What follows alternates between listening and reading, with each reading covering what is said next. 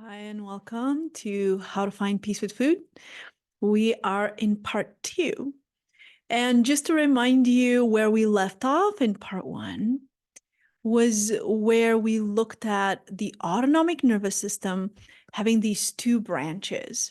And oftentimes in nervous system learning, people find this metaphor to be helpful of thinking of the sympathetic system being the accelerator or the gas, like in a vehicle, and then the parasympathetic being more like the brake, just kind of slowing things down.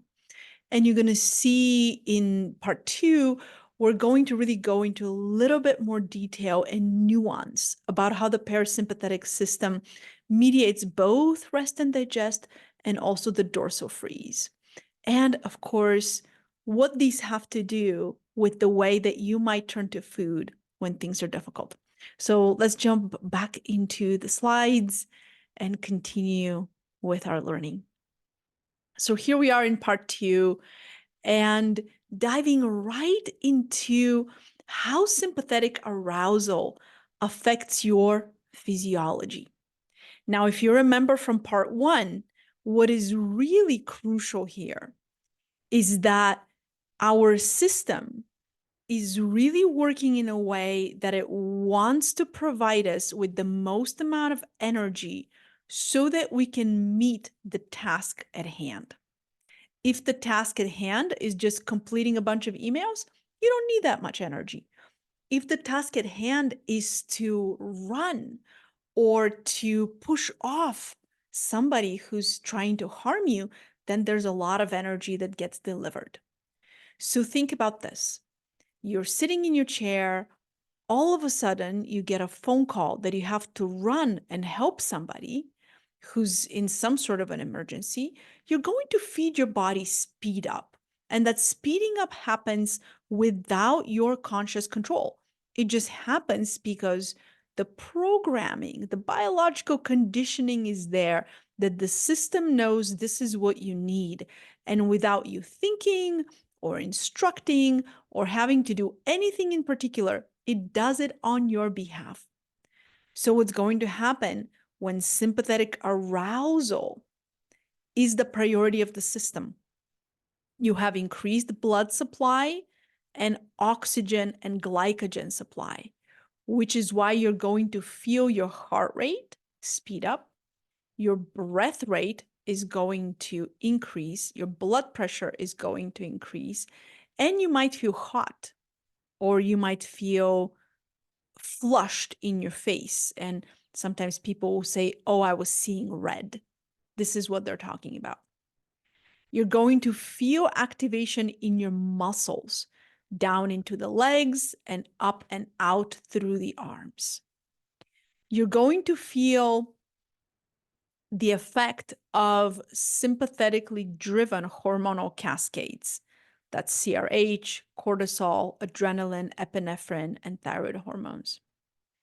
Now, if the priority is for you to survive, it's for you to run towards or away or fight someone or something off, then digestion is not that important. Because if you remember from earlier, the rest and digest state is actually the state that we get into after the stressful event has completed, after the arousal has done its job, and now it's time to recover. So it limits your digestion. Once these sympathetic arousal signals are going all through your body that it's time to go, I cannot really be digesting my food. For some people, this will look like increased appetite because we're trying to get more food into the system as a result of this increased expenditure of energy. For other people, it'll actually blunt their appetite, so they will not be hungry. And metabolically, there's going to be impaired insulin sensitivity. Right? So higher stress, impaired insulin sensitivity, higher blood glucose. Yeah. Now, if your system is actually more driven not by the sympathetic system, but by the high tone of the parasympathetic system. And this is the first time I've mentioned high tone. So I'm going to describe it in a little while here. And you go into a freeze response, or what we call hypoarousal. What you're going to experience is a little different than sympathetic. So if all of a sudden something happens that is so shocking that you just kind of freeze in place or you don't know what to say, you lose your ability to express yourself or your ability to know where you're in space, or the threat is so high that your body goes into a collapse or you faint. What's going to happen is that system, in order to protect you, just like the possum that faints, that the physiology is going to drive you towards a conservation of energy. So instead of all this energy being pumped into the extremities, which is what's happening with the sympathetic, with the parasympathetic dorsal, with the high tone of the parasympathetic, what happens is that brake in the car, instead of gently pressing on the brake, there's like a slam on the brake. And so there's decreased blood supply, oxygen and glycogen supply. The muscles become very hard or flaccid, and the hormonal cascades will look different. We have acetylcholine, cortisol, vasopressin, and some sex hormones at work here. And the digestion will become extremely limited. This is where oftentimes people have constipation as a symptom. For some people, again, appetite might increase. For others, it might be completely shut down. And there will be impaired insulin sensitivity and conserving oxygen and conserving glycogen. This is often where people say, I'm not eating anything, or I'm eating 700 calories a day and I'm gaining weight. And there'll be a decreased heart rate. So think about sympathetic physiology, everything revs up. Parasympathetic, high tone dorsal, everything shuts down. So I spoke earlier about safety and threat. That these systems, the sympathetic and the parasympathetic, they can both function in safety and under threat. So in safety, the sympathetic system is going to give us energy to accomplish what we need to accomplish. Under threat, it will give big bursts of energy to complete short-term stress events. And the parasympathetic, when we're safe, it's going to function in what we call the low tone, which is supporting rest, digestion, restoration, recuperation, replenishment of all the gland systems. So the reproductive system is humming along, the immune system is humming along. But what's going to happen if there is threat is that the parasympathetic system is actually going to go into its high tone, which is one of the cranial nerves will take over. And instead of 5 to 12 of these cranial nerves, I'll get into detail about that in a little bit, instead of 5 to 12 of them humming along and working well together in unison to support resting, digesting, and connecting, what happens is one of them, a part of one of them, takes over and shuts down the physiology in order to conserve life energy and to wait for the really scary thing to pass. And if you think about that from an evolutionary biology perspective, that makes so much sense. If I'm a possum or a turtle or a cartilaginous fish that needs to hide at the bottom of the ocean, that physiology works very well for me because I'm just hiding from what's happening in the environment that is threatening, that is scary, that is bad. And I want to make sure that I don't get impacted, eaten, in some way harmed, that my physiology knows how to conserve and how to protect me. And since in the natural world, this is meant for short bouts of time, then the system can bounce back and we don't have to stay stuck there. However, we're a little more complex than possum and fish, so we're going to talk about what that does to humans in just a bit. I want you to be able to see this on the red and blue side of the hill here, that as the system is kind of humming along, we're feeling safe, there's bouts of activity, and then there's bouts of deactivation where we don't need to be working hard. Sometimes when something really stressful happens, is the system actually is not able to recover and come back to a settled, safe parasympathetic rest and digest state on its own. That the system can get stuck above the biological, above the physiological upper threshold of functioning. And so you can think of heart rate, breath rate, blood pressure, peristalsis, elimination, temperature control, these very basic biological adaptive events that get managed by the autonomic system, that the physiology is always going up and down and up and down in the background. And you don't need to really pay attention to it. You don't really need to do anything to it. But if a threshold is crossed that the activation exceeds the biology's ability to calm down on its own, that then we get stuck, what we call outside of our window of capacity or outside of the window of tolerance.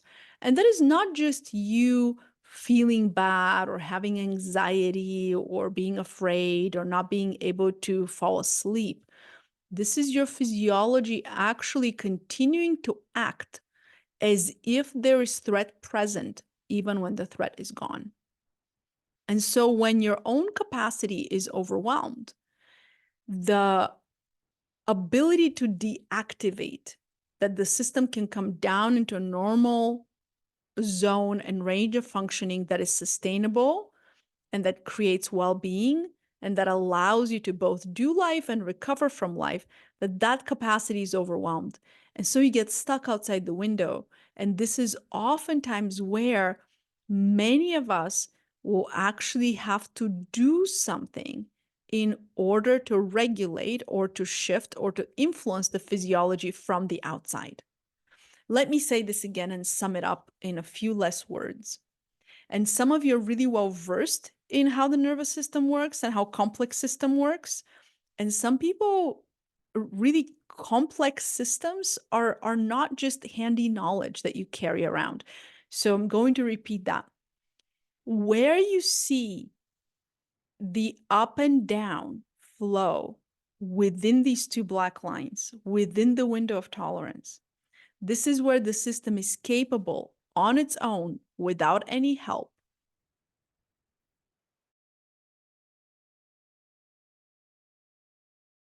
well, that was a fun sneeze. Okay, let me go back.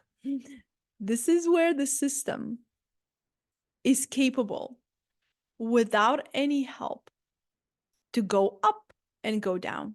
There's nothing for you to do in order for the system to come back into a regulated state where all the functions of the system are life-sustaining under low stress. If the capacity of the system is overwhelmed, I'm going to talk in a little bit about how that happens, then it cannot do it from the inside. It cannot auto-regulate, which is where oftentimes something needs to come from the outside in order to bring that activation down. That might be the use of food, might be the use of other substances. It might be a conversation. It might be a therapy session. It might be a really nice walk. But something needs to happen, because unless that something happens, the system stays in hyperarousal and is not able to come down where blood pressure, heart rate, breath rate, heart rate, I said already, peristalsis, elimination, all the processes and digestion, right? You're starting to get the whole picture of all the organs and the systems that function in there, that those can actually function optimally without a huge cost to the system. And this is really, really important. So important that I said heart rate twice. So let's go again into the next option, which is the system got so overwhelmed that it cannot sustain this high level of function for a long time. The system cannot stay overwhelmed. And so what can happen is if sympathetic arousal cannot be sustained long term, which it's not a sustainable thing. You can't stay anxious all the time. You can't stay revved up or afraid or frustrated or angry all the time. And so what tends to happen is the system will actually go into what we call a shutdown. So instead of hyper arousal, the high tone of the parasympathetic will turn on and will slam on the brakes and will drop down into hyperarousal shutdown, which is why some people will say, oh, I just go between anxiety and depression. As the system starts to lift out of the dorsal shutdown, that we can actually go into hyperarousal, that it swings between being outside of the window below or above, but doesn't know how to stabilize in the middle. And this is where a lot of autoimmunity, a lot of chronic pain, a lot of chronic fatigue, fibromyalgia, this is where we see a lot of these conditions really manifest long term, because it's really not possible for the system to come into a range of function where it's not either over functioning or shutting down. And oftentimes people will say, well, is it possible to be in hyper and hyperarousal at the same time? And yes, and this is one of the scenarios where there's a switch back and forth between the two. There's also a scenario where they function on top of each other and together at the same time. Now, what's really important in order for this to make true sense to you, and especially to understand the role of food, is that when a stressful event happens, right? Now, here we're not talking about the sympathetic system just giving us a little energy so that we can get a task done. When there's a stressor present, the first thing that the body will do is to pause, which we also call startle, and then to look and see what is happening. Now, if there's enough threat on board, the system will go into fight, flight, sympathetic arousal, or freeze, high tone, dorsal. Those are meant to be, and these are responses that from our evolutionary development we share with other animals that are meant to be short term. Once the response is complete, if you remember in part 1, I showed you the red side of the hill as one active eating cycle. Once we get to the end of that, there is a stop. There's an end to the activation. There's an end to the fight-flight response. There's an end to the freeze response. And then there's a completion and deactivation, just coming down the blue side of the hill. And then there's an integration and digestion of the experience and returning to safety and exploration.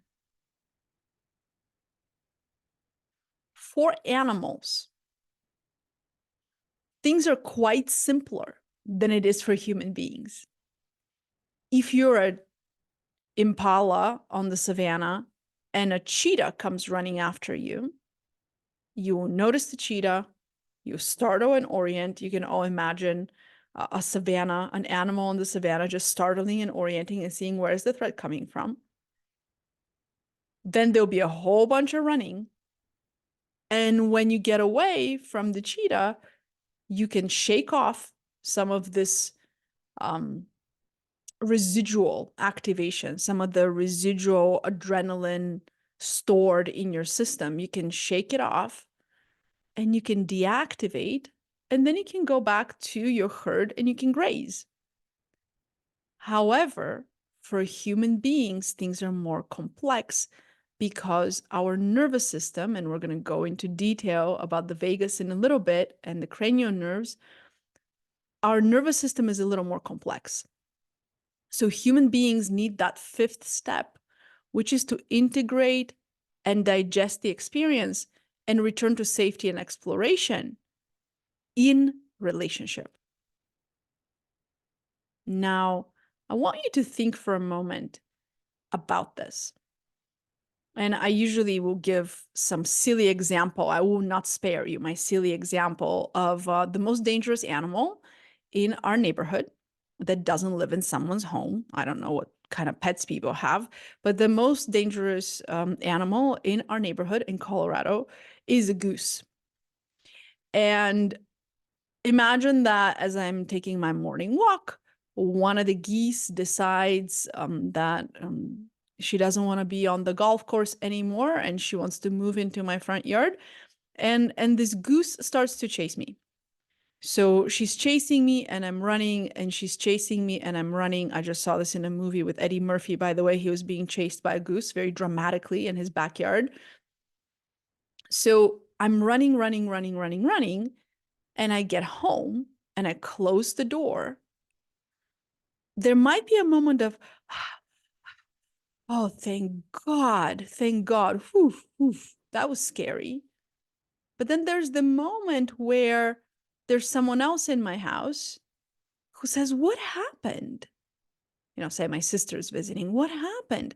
And I say, oh my God, I just got chased by a goose. No, you didn't. And I was like, yeah, I did. Oh my God, come here. And she gets to hug me. So there's the safety of closing the door. And then there's the safety of my sister hugging me, where I get to actually relax into her embrace. I get to yield. I get to feel some tears roll down my cheeks. And I get to really feel safe. So there's the physical safety.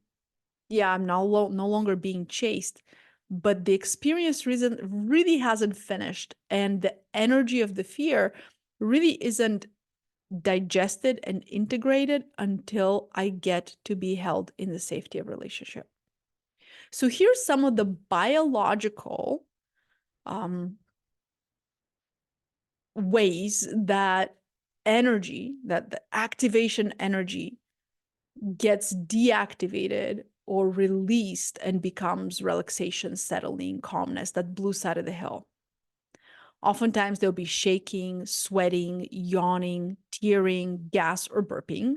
Those of you who do somatic therapy have seen this happen in sessions, whether one-on-one or group, how often as the system shifts from activation to deactivation, from activity to calm, that there will be these external symptoms that we can actually observe with our eyes. Oh, this person's yawning. This person's sweating. This person all of a sudden is tearing. Yeah. There's a release of heat, increased blood flow to the arms and the legs, an overall sense of settling, relaxation, calmness, a softening of the belly, and you can hear belly gurgles. There's return of digestion. There's pleasurable movement. There can be crying, laughing, feeling the emotions. Oh my God, that was scary how that goose chased me. Starting to orient to the environment and people. So you can start to see after the, maybe there's some waves of emotion, whether it's crying or laughing or whatever is coming through, that the wave kind of settles, and now the person starts to reorient and starts to actually look around the room and like, hey, there's a glass of water. Can I have some water, please? Yeah. And then after that, what comes is integration, right? Being able to return to the here and now. I can orient to the present moment with a sense of safety. My body's free to move. I'm connected in the ventral state, and I'm actually present to the other people here, and I'm available to connect and be connected to. My body is able to yield, and I can hear the body's signals in the present moment. I might want to be with other people. I might want to have energy to get some things done. And overall, there'll be an increased connection with myself and the meaning of what happened. This is all happening in the physiology. That when there's a stress and a stressor, that the response, which we call the stress response cycle, has these phases where, as you can see, when it's complete, the system is actually now, after the integration, free to give us signals about the eating cycle. because I can be in the here and now. I can be connected through the cranial nerves and the low tone of the parasympathetic system to the event of resting and digesting. And I'm in the physiologically appropriate state to be dealing with food. Now, what's really crazy and not so crazy, given the world we live in, is most people will get to their meal in sympathetic or dorsal, or they will be in one of the first phases of the stress response cycle where there hasn't been any of this, any deactivation, any integration. And this is what's necessary to be there in order for the system to now be free to deal with food. That both the sympathetic and the dorsal state will actually limit digestion. And there'll be signals coming from the body, like I shared in part 1. There'll be signals coming from the body, bottom up and top down, that are actually silencing whatever physiological signals would be coming around food, because food and the clear feedback loops of hunger, feeding, and satiety are not a survival priority when there are other survival priorities in our space. Again, humans are not cheetahs. We don't shake to complete the stress response cycle. Even if we do shake, that's 4 out of 5. We need 5 steps to complete the stress response cycle, and we complete it in relationship. Can we do that with dogs? People often want to know. I think you know the answer. I think you know the answer. How helpful that can be. Is it enough? For some stressors, maybe. For others, you might still need to talk to somebody who talks back. So human beings respond to 2 very different kinds of stressors. We have physical stressors, falling off your motorcycle, medical events that happen with anesthesia, complicated dental procedures, going through something scary like an earthquake. Yeah. And we have a physical stressor that will activate our defense system, the fight, flight, freeze defense system. When we have relational stressors, they activate the attachment system and what we call incomplete attachment responses. Because physical stressors touch shock trauma and relational stressors touch relational trauma, and we only have one nervous system. We don't have a sympathetic response for geese and buses and boats and poisonous snakes, and another one for your boss or your mother-in-law. Is the same. And oftentimes when people in the beginning start working with the nervous system, they're not quite clear. They're not quite clear what the difference is, because it feels the same. My heart rate will accelerate when I'm running in a marathon, and I'm afraid that my ankle ache won't let me complete, and I might need to repair a ligament in there, and or God forbid I sprain my ankle, and it will be the same accelerated heart rate when I'm nervous before a date. And that's very confusing in the beginning when we start to track the system. As we go back to the window of capacity, the window of tolerance, we need to remember that that zone of functioning, the optimal zone, where the system goes up and down on its own, this is happening without our participation.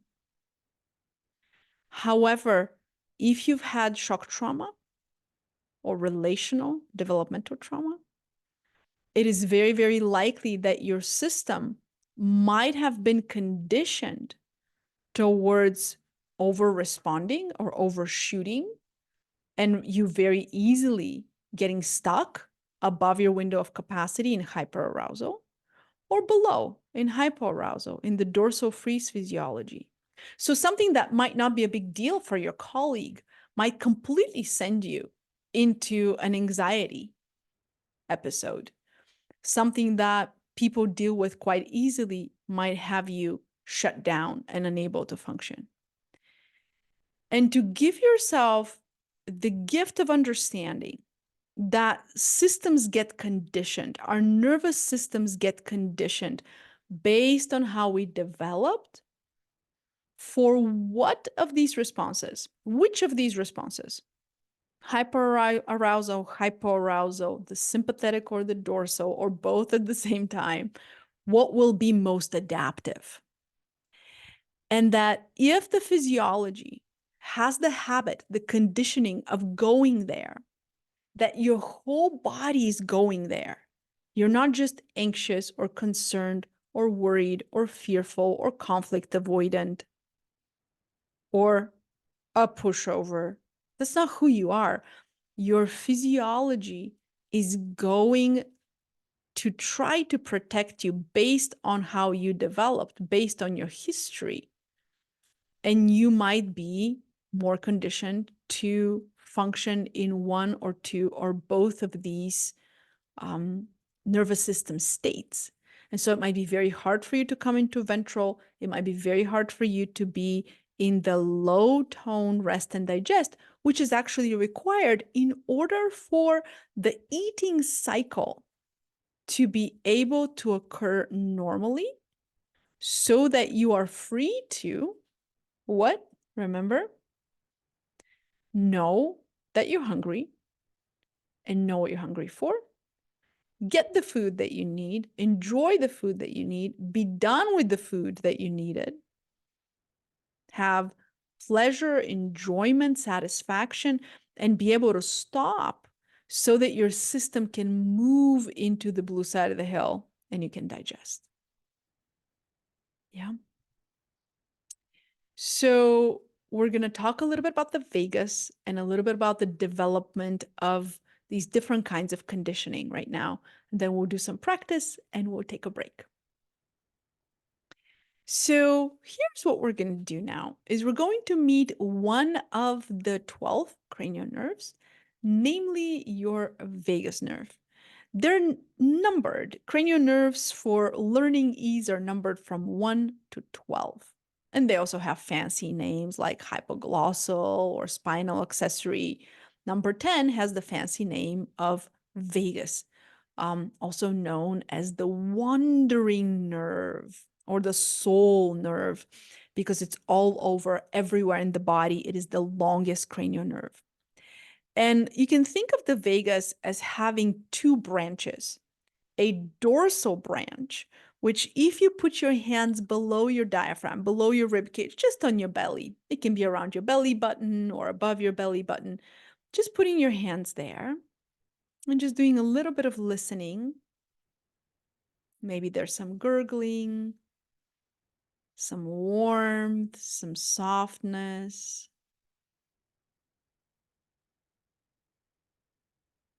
Just gently sensing into your belly. The vagus that is subdiaphragmatic, that is innervating your abdominal organs. It supports digestion, rest, recovery, and connection. But if things get scary and you need protection, it'll actually mediate the freeze, collapse, also fawn response. And fawn is where there's freeze in the system, but we continue to act as if we are okay. It's a very interesting and very adaptive human strategy to function in business as usual mode when the whole system is shutting down because of stress. Yeah. Now, if you put one hand on your cheek and another one on your heart, you're touching what we call the ventral branch of the vagus. It's a big nerve. It's really branched out and wanders all through the body. And that provides regulation to your heart. And it creates a pacemaker for the heart. It regulates your breath and it mediates social connection, bonding between parent and child and later partners, and attachment and what we also call appeasement. And so, in many ways, the ventral vagus, together with four other cranial nerves, for those of you who like to nerd out on nerves, 5, 7, 9, and 11, together, they actually support connection and feeling safe with other humans. So, one thing to know, I'm going to stop the share here for a moment. Oop, here we go. One thing to know is, and if you don't remember anything else from part 2, please remember this, is when we are young and we're spending all this time in a caregiver's lap who's looking down at us and who is signaling with their eyes and with their smile and their tone of voice and their presence that they're here for us and we're safe and cared for and cared after, and we also get to be breastfed and feed. Those cranial nerves, 5, 7, 9, 10, and 11, are responsible for the actions of sucking, swallowing, and breathing. So lips, tongue, throat, ears, and also all the way down through the digestive tract, that these cranial nerves are responsible so that we can get fed. They're actually allowing the sensory and motor functions in order for feeding to happen. And think about suck, swallow, breathe, suck, swallow, breathe, suck, swallow, breathe. That is a rhythm. But with that, there is the presence of the caregiver, and there is the attunement and the love and the care of the caregiver, right? There's this exchange that is happening. And so since the very beginning, digestion is something that happens in relationship. And as baby is with mom or with caregiver that's feeding them, it's not only that their arousal, because they're hungry and they want to feed, it's not just that their arousal gets to come down, that their activation gets to deactivate, that their need for food gets to be met, and then they get to eat and then come into completion and integration so they can move to digestion. They're also tracking that the one feeding them is also settling in the process of feeding.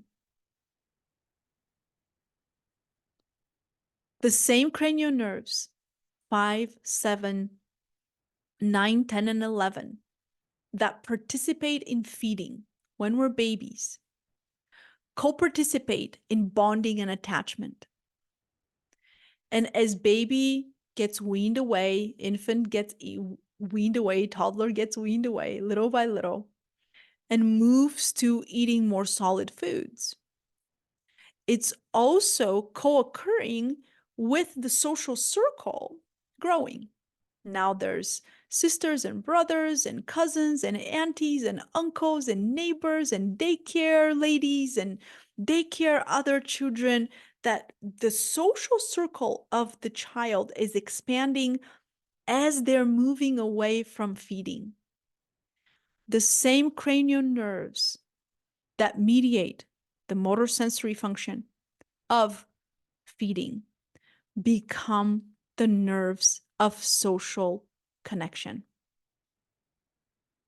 And you can think about this one more time. The same nerves that do suck, swallow, breathe, which later do chew, swallow, breathe.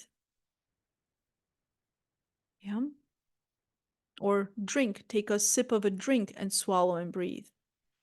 That those same nerves then mediate connection. I'm going to invite you to do something with me so that you can feel this. So I invite you to inhale through your nose. Place your tongue between your teeth. And on the exhale, we're going to make a humming sound. And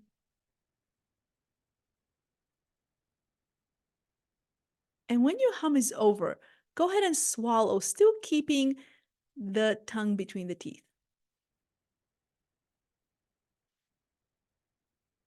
And notice what happens next. If you do this a few times, you're going to notice that what happens next is you take a breath. So, tongue between the teeth, inhale through the nose. When you're ready, hum.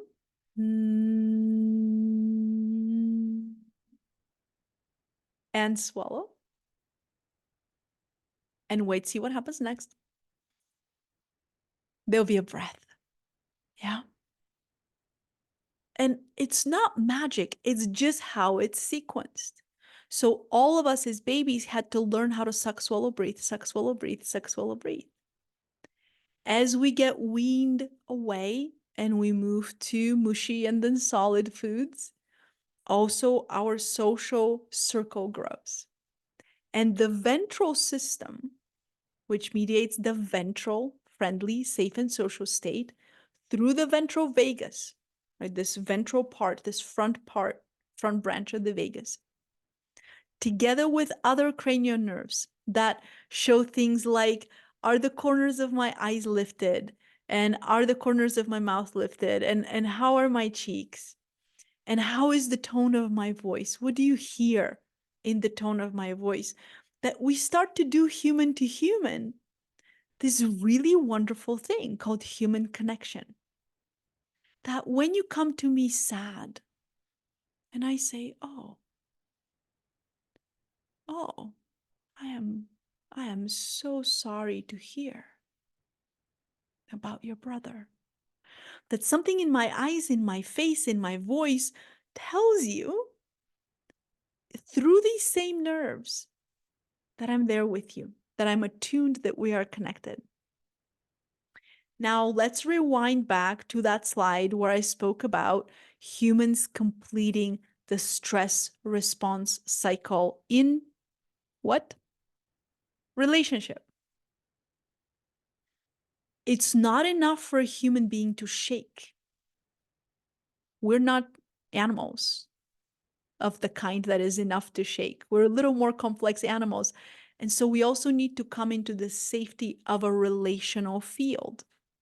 Because since we're very, very small, the nervous system gets developed in relationship. And when we say nervous system and stress response cycle, it feels like it's so abstract, but it's actually very, very specific. When babies are born, the dorsal vagus, so that branch of the vagus that's subdiaphragmatic, that creates the freeze response, that's fully developed. So a baby can go into a freeze response. And many of the people I've worked with who were prematurely born or for some medical reason had to spend a lot of time at the NICU, there's a lot of that freeze physiology still really present in their systems. That freeze physiology is available. The high tone of the dorsal vagus is available for that young baby. Also, anyone who's heard a baby cry or a toddler throw a tantrum know how developed the sympathetic system is.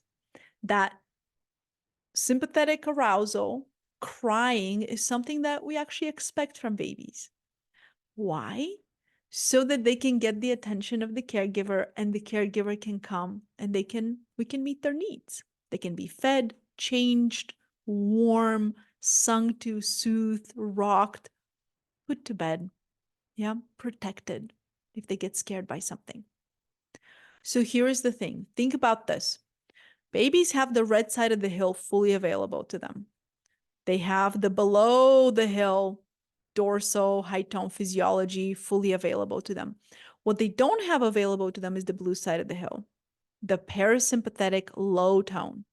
That has to be borrowed from the ventral vagus of the caregiver, which means the baby can go wah, wah, wah, and I can pick up baby, and baby's going to rely on me and my physiology to be in a space that will provide the holding and the soothing so that the deactivation of the stress response and the integration can happen. Now, as we get older, this becomes a little more complex. In the beginning, it's more around feeding, around holding, around rocking, around soothing. As we get a little older and we start to have a little more complex needs, then that might look like a conversation.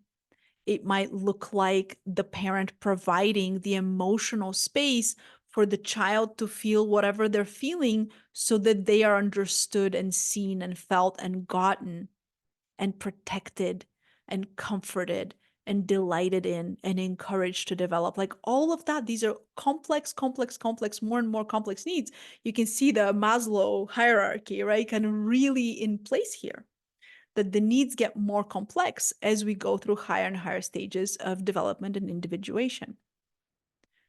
But what's really important is that when you were small, if the caregivers were struggling themselves and their own systems were over the threshold of their own biological capacity. And when I say over threshold, I mean both above in hyperarousal and below in hypoarousal. Like it can be in a mom who has postpartum depression, or it could be in a dad who's an alcoholic, or it can be in a family where there's mental illness, or there's a sick sibling where constantly there's this high chaotic environment around, or that there's an emotionally neglectful environment. That what can happen is the sympathetic arousal can stay on with nothing to soothe the system, or there can be dorsal shutdown hypoarousal that can stay present with nothing to soothe the system so it can come up into its normal auto regulation. And so what will happen is the ventral vagal system, the safe and social system, the friendly system actually gets underdeveloped. And so when things are difficult, we might not go to people for that number 5. We might actually want to isolate. When we're struggling, we might stay stuck in hyperarousal or shut down in hypoarousal, and people really don't feel like a resource to us.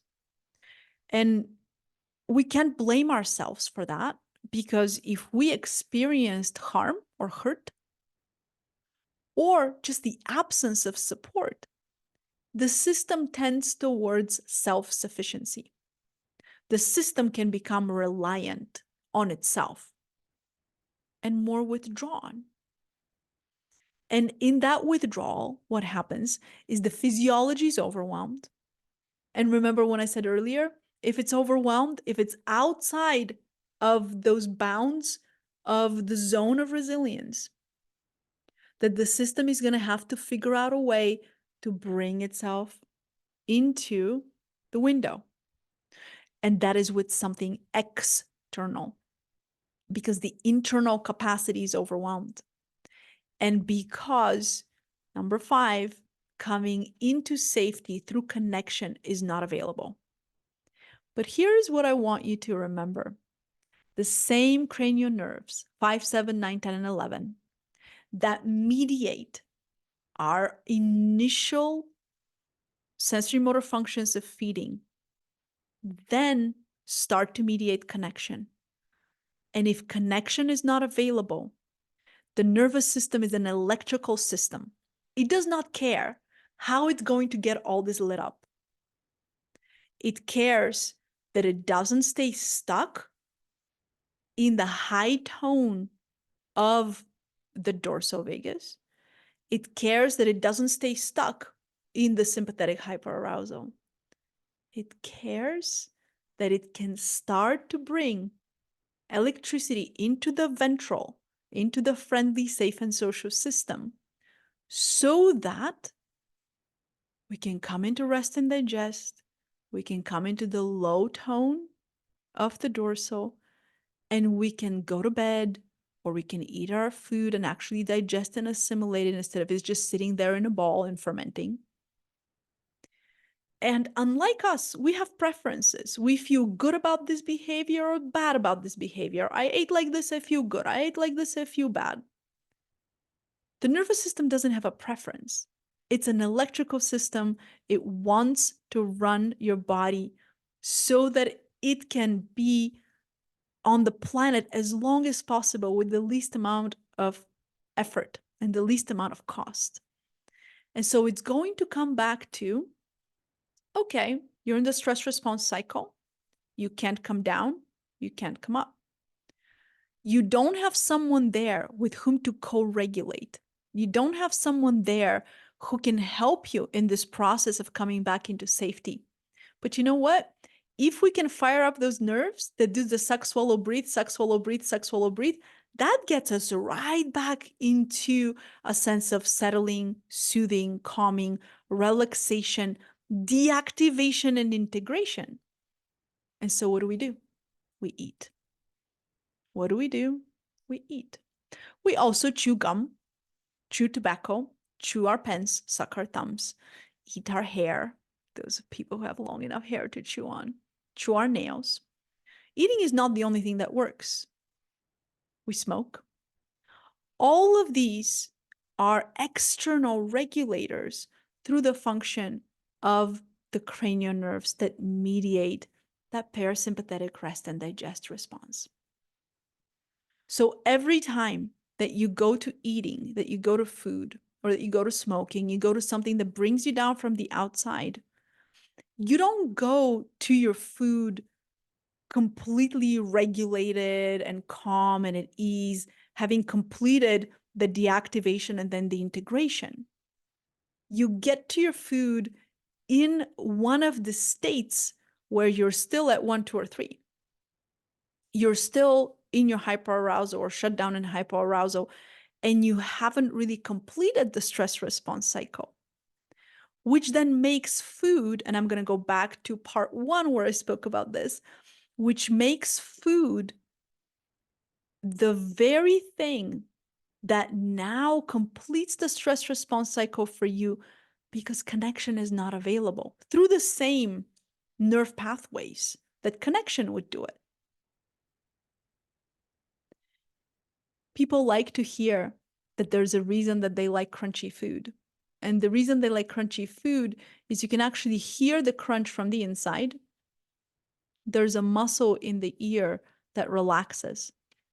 And the same muscle will relax when you hear the lullaby in a soft woman's voice, sang in a soft, tender, gentle woman's voice.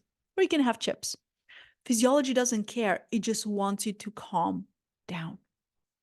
So you can go to bed, so you can digest your food, so that you can live another day, that you don't continue to overwhelm your survival circuitry. So that being said, we're going to do a couple of practices, and then we're going to take a break until part 3. So here's our practices. Very, very simple, just to support your ventral vagus. We're going to do a very gentle and fast and simple visualization. Then we're going to massage your face and around your ears. And then we're going to do a little bit of humming and toning. So here's what I'd like you to imagine. If you are interested in this, go ahead and close your eyes. Again, if you're driving, don't do so. Wait until you're at home and safe. Close your eyes and let yourself imagine that you are out in nature. And it's a beautiful, warm day. The kind of warm that we wait for when it's spring or fall. And it's just the right kind of warm that we just need a very light, long sleeve. And the sun is just really kissing our body with its gentle warmth and gentle rays. And imagine leaning against a warm tree, leaning against a warm tree trunk, and just really letting your body be supported from the back. And then let the sun touch your face Let it touch your hair, your forehead, your eyebrows, your closed eyelids, your cheeks and nose, your lips. Let it touch your jaw, your chin, the front of your neck, your clavicles.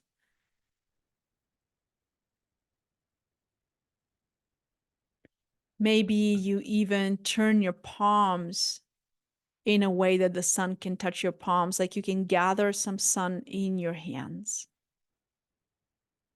Just really imagine that warmth. And imagine that warmth spreading across your face and across your throat and chest, all the way down into your heart and lungs.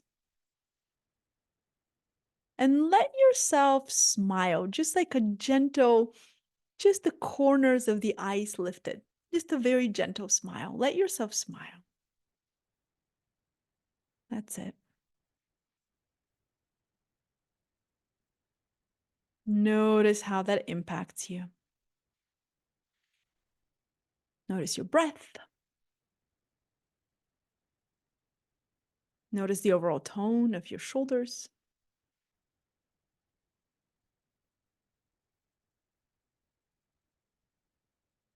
We do a lot of this in our 6-month program where we really spend such a long time just really soaking up goodness. I so love doing that with my students.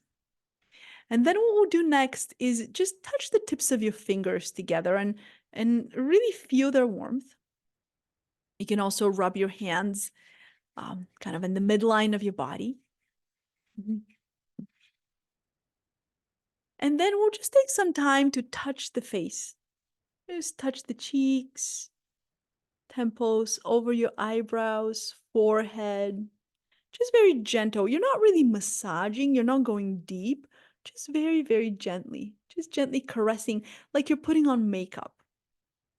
I'm gonna touch the nose, the little holy places under the nose, up all through your cheeks, in front of your ears, your chin, up into your jaw. And then with your thumbs, just very gently go under your jaw.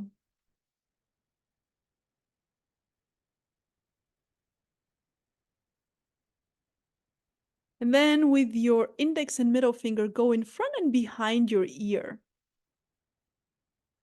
And just kind of wiggle around the ear.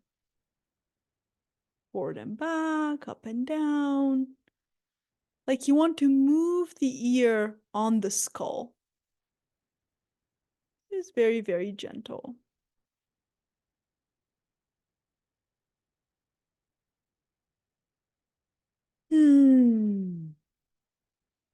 Going behind the ear as well. And then it can go on the ear itself. Just very gentle. Like a pinch, squeeze. And if you want to, you could move the ear up and down, back and forth, at a diagonal, away from the skull a little bit. There's no wrong way to do this. There's no wrong way to do this. There you go. Beautiful. Take a little break. And what we're going to do next is we're going to do a little bit of humming while also lifting your shoulders. We're going to inhale through the nose. On the exhale, we're going to hum, lift the shoulders up.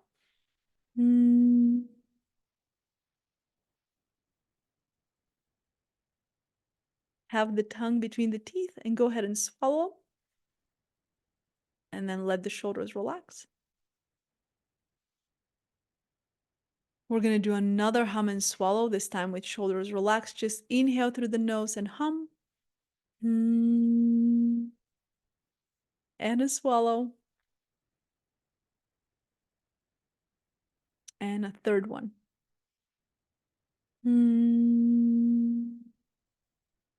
And a swallow. Beautiful. And the last thing we're going to do for your vagus is we're also going to include the lips, and we're going to do a sound. And the sound is voo. It goes like this. Voo. And think about bringing that ooh all the way down to the belly button. And watch when the voo's over, that there might be a natural inhale that happens. Voo.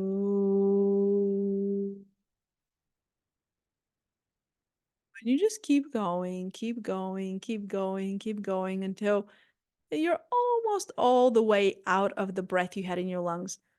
Ooh.